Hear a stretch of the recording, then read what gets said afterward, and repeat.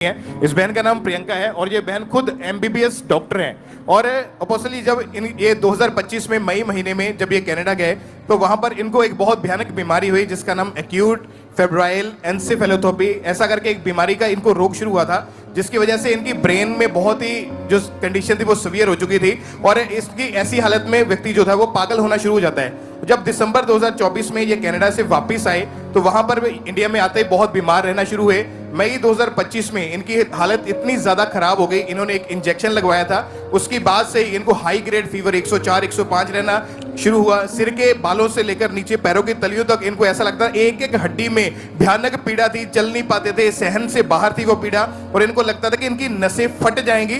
पागलों के जैसी ये इधर उधर घूमना शुरू कर दिया इन्होंने और कपड़े तक भी अपने शरीर के ऊपर बर्दाश्त नहीं इनसे होते थे। इनकी भयानक बीमारी इतनी ज्यादा बढ़ चुकी थी कि जब भी ये इनको अटैक होता था उसके बाद दौरे पड़ने शुरू हुए। आप अपना नाम बताएं, क्या है? प्रियंका भट्टी। आप खुद एक एमबीबीएस डॉक्टर हैं जी पापा जी। और आपने अपने रोग का नाम क्या बताया कि केड़ा रोग सीगा और नाम किया होगा इंग्लिश? पापा जी acute febrile encephalopathy. Acute febrile encephalopathy. Encephalopathy जी। ये क्या है एक्चुअल में? इस रोग से होता क्या है? सिम्टम्स क्या है इसके? इसके सिम्टम्स कैसे? ब्रेन स्वेलिंग होती है, बंदा लाइक कोमा में भी जा सकता है और एक घंटे बाद आपको सीजर पड़ रहे थे। जी बिल्कुल। और आपकी बॉडी के जो ऑर्गन्स है, किडनीज हैं, लंग्स हैं और जो ब्रेन है, इन तीनों ने काम करना बंद कर दिया था। हाँ जी। और आप हॉस्पिटलाइज थे? मैं हॉस्पिटलाइज थी।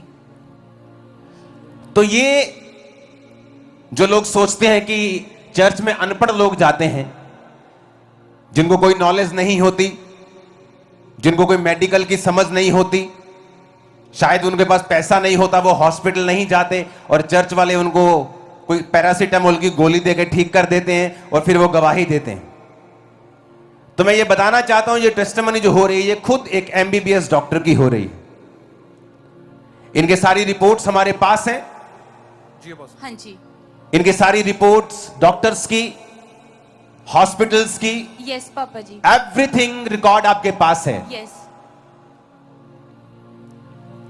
और जब सीजर पड़ते थे, जो ब्रेन डैमेज हुआ, जो किडनी काम नहीं करती थी, लंग्स काम नहीं करते थे, वो सारा कुछ डॉक्यूमेंटेड आपके पास है। हाँ जी पापा जी। लाखों रुपया आप डाइपर्स लगाते थे क्योंकि आपको पैरालाइज हो चुका था। हाँ जी। और डॉक्टर ने क्या कहा था कि आपके इंटरनल जो ऑर्गन डैमेज है, मेमोरी लॉस हो जाएगी, लंबे समय तक दवाइयां चलेंगी और पैरालाइज। हाँ जी ऐसे बोला था उन्होंने, बोला था कि आपका जो राइट साइड थी वो पैरालाइज थी, पैरालाइज हो रहे, अटैक आ रहे थे और आप उठने, और आपको डाइपर लगा के। मुझे डाइपर कौन लगाता था डाइपर? मम्मा लगाते थे। आपके मदर आपको डाइपर लगाते थे? Yes papa. जब आप डेथ बेड पे थी, आपने लिखा आपकी माताजी बहुत रोती थी। हाँ जी पापा जी।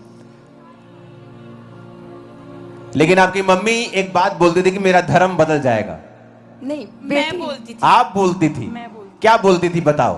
पापा जी मैं 2023 से कनाडा गई, उसके बाद क्या हुआ कि मेरे को मतलब ये प्रॉब्लम स्टार्ट हुई तो मम्मा आपको फॉलो करते थे। मम्मा और पापा का बहुत विश्वास था, लेकिन कनाडा जो टोरंटो ब्रांच है, मैं वहां पे गई थी, 3 बार गई थी।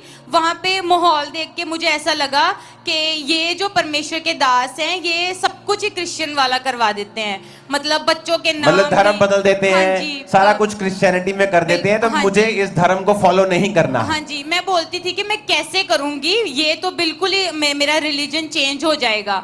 तो मेरे को इतना पता था कि मेरे मम्मा की जो हीलिंग है वो प्रेयर माउंटेन से हुई है। मेरे मम्मा और मेरे पापा बहुत ज्यादा आपको मतलब आप में बिलीव करते थे और परमेश्वर में बिलीव करते थे। आप एक एमबीबीएस डॉक्टर थी खुद। हाँ जी। आप चर्च में गई और आपने कहा कि नहीं, ये धर्म बदलते हैं तो मुझे ये फॉलो नहीं करना है। हाँ जी। उसके बाद आपकी तबीयत बिगड़ गई, आप वापस आ गई पंजाब में, हाँ हॉस्पिटलाइज हुई। हाँ जी। एक घंटे बाद सीजर आने लगे, बॉडी पैरालाइज होने लगी। हाँ जी। आपको डाइपर लगा के रखने पड़े। हाँ आपका किडनी, लंग्स एंड ब्रेन ने काम करना बंद कर दिया। हाँ जी। आप टोटल हॉस्पिटलाइज थी। आपकी मदर परमेश्वर को जानती थी। हाँ जी। और वो आपको परमेश्वर के बारे में बताती रही। हाँ जी। और वो आपको प्रार्थना सुनाती रही। हाँ जी। जब आप हॉस्पिटलाइज थे तो कहां से फिर बदलाव शुरू हुआ कि आपने कैसे आपने हीलिंग को रिसीव किया?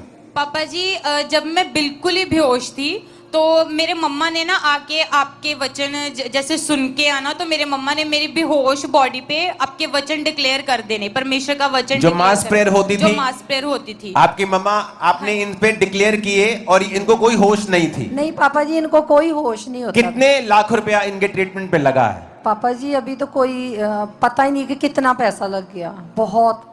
और जब ये सीजर आते थे इसको आपको पेन्स आपको भी होती होंगी कि आपकी बेटी है जो वो डेथ बेड पे चली गई है, अब डायपर लगा रहे हैं, पैरालाइज हो गया, अब किडनी काम नहीं कर रही है, जी जी। और लेकिन आपका विश्वास परमेश्वर पे था। पापा जी मैं बोलती हूँ कि मेरी बेटी 2 बार जिंदा हुई है, 2 बार डेड हो गई थी, और खुदा ने इसको जिंदा किया।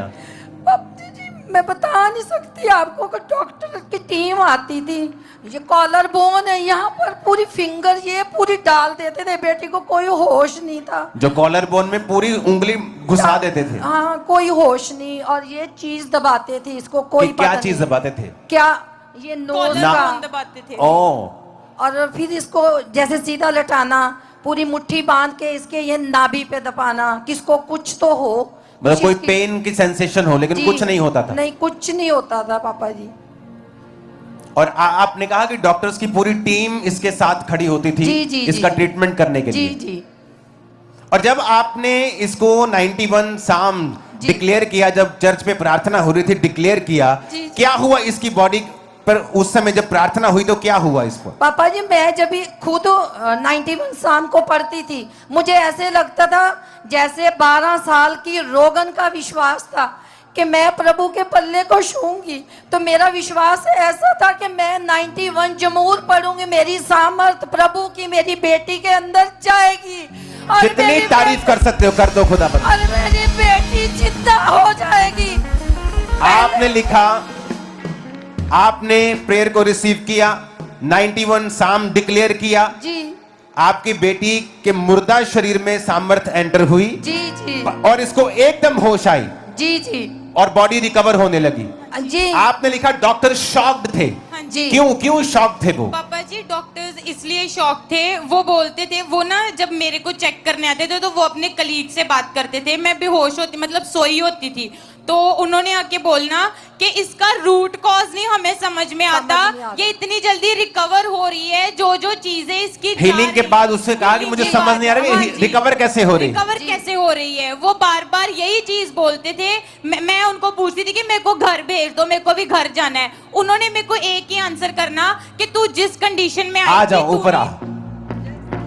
वो लोग ले आओ सच। आचक लो सबूत के सदा यीशु जिंदा है। लोगों आचक लो सबूत के सदा यीशु जिंदा है। छोड़ दो उसको। मेरा यीशु आने बचाऊंगा, अम्मा को लेके आ। मेरा यीशु आने बचाऊंगा, ते आराम भी देता है। ओ लोगों आचक लो सबूत के सदा यीशु जिंदा है। लोगों आचक लो सबूत के सदा यीशु जिंदा है। जोर से कहो हालेलुया। Hallelujah, hallelujah. आप कहाँ रहते, अपना एड्रेस बताओ। पापा ये जहाँ पर अपनी ब्रांच अभी आपके जो पावन पर चरण पड़े, यहाँ मेरा आप मायका- अमृतसर के हो? मैं यहाँ मेरा मायका है, ओ, यहाँ आपका ये मेरा मायका मायका है। है। ओके, आपका नाम क्या है आप बताओ। मेरा नाम नीलम भट्टी है, हम आपकी लड़की का नाम? बेटी का प्रियंका नाम भट्टी। प्रियंका भट्टी है। प्रियंका भट्टी। आपके हस्बैंड यानी इनके पापा का नाम? कुलदीप सिंह भट्टी। कुलदीप सिंह। और आपका जो एड्रेस है राम तीरथ रोड अमृतसर। हाँ जी। और आपके ससुर जी का नाम क्या है? महेंद्र सिंह।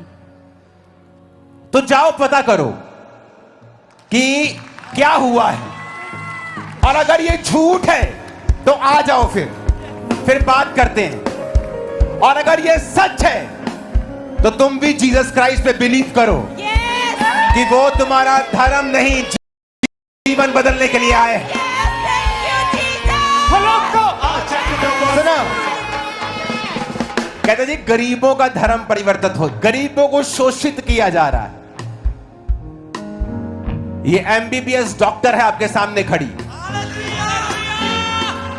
वो फाइल्स फेंकनी नहीं है जो इसमें टेस्ट हुए थे। आपकी जितनी बड़ी फाइल्स हैं डॉक्टर्स की, चीजें जी। हैं, दवाइयां लिखी हैं, आपकी जी, जी। बीमारी का लिखा है, एवरीथिंग रिकॉर्डेड है, हीलिंग हो गई, फेंकना नहीं। जी, जी। चर्च को भी देना है, आप उसे पिक्चराइज करें, उसकी फोटो लें, पूरा डॉक्यूमेंटेड उसे करें और फिर चेक करें।